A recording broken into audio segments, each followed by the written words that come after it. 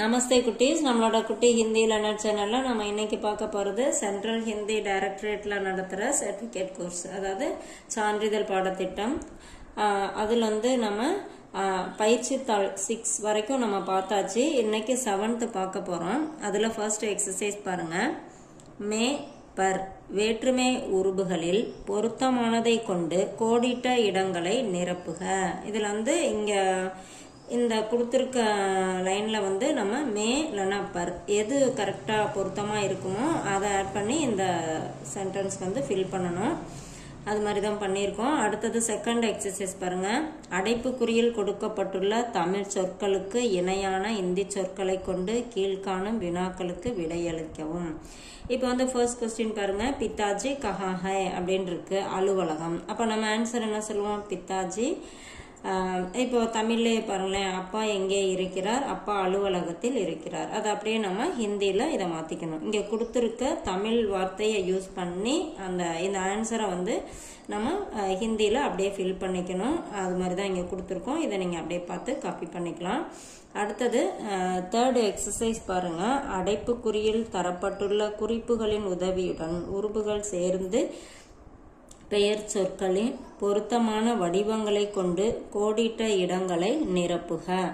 இதுல வந்து பாத்தீங்கன்னா அது பிராக்கெட்ல கொடுத்துருக்காங்க பாருங்க. ஆ இறுதி கொண்ட ஆண்பால் பெயர் சொற்களை அடுத்து உருபுகள் சேரும் போது அவை ஏ என இறுதி கொள்ளும்.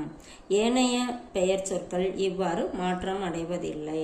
இப்போ வந்து படா அப்படிங்கிறது இங்க மே வரதுனால படே, கம்ரா அப்படிங்கிறது கம்ரே இங்க சொல்லியிருக்காங்க இல்லையா. ஏ அப்படிங்கிறது மாற்றமாகும், இந்த ஆண் முடியறது ஏன்னு மாற்றமாகும் அப்படின்னு சொல்லியிருக்காங்க இல்லையா. அந்த மாதிரி தான் நம்ம பண்ணியிருக்கோம். இதையும் நீங்க அப்படியே காப்பி பண்ணிக்கலாம்.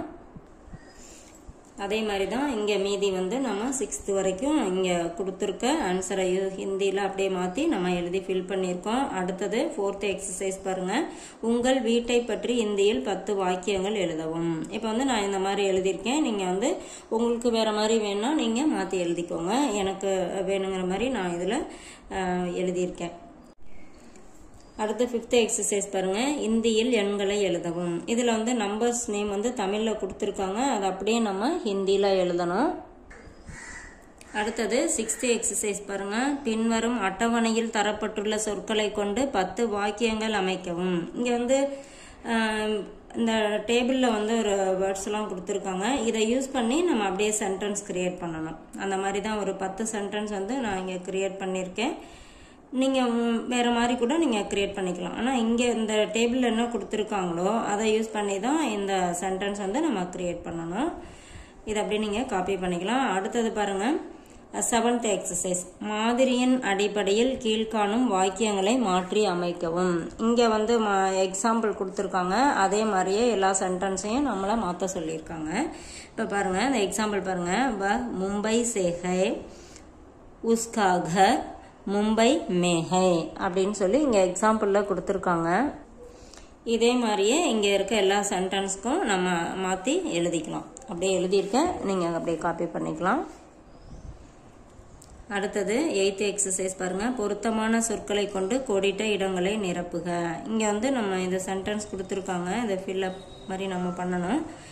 இதை படிச்சு பார்த்துட்டு நம்ம இந்த இடத்துல கரெக்டான வேர்டை யூஸ் பண்ணி இந்த சென்டென்ஸ் வந்து கம்ப்ளீட் பண்ணணும். இதெல்லாம் நீங்க ஃபில் பண்ணி முடிச்சதுக்கப்புறம் கீழே வந்து உங்களுக்கு அவங்க கரெக்ஷன் பண்ணி அனுப்புறதுக்கான பகுதி இருக்கு. இதை வந்து ஏதாவது மிஸ்டேக் இருக்கு, எதுலலாம் உங்களுக்கு இம்ப்ரூவ்மெண்ட் தேவை அப்படிங்கறத கொடுப்பாங்க. இது உங்களுக்கு ரொம்ப யூஸ்ஃபுல்லா இருக்குன்னு நினைக்கிறேன். தேங்க்யூ.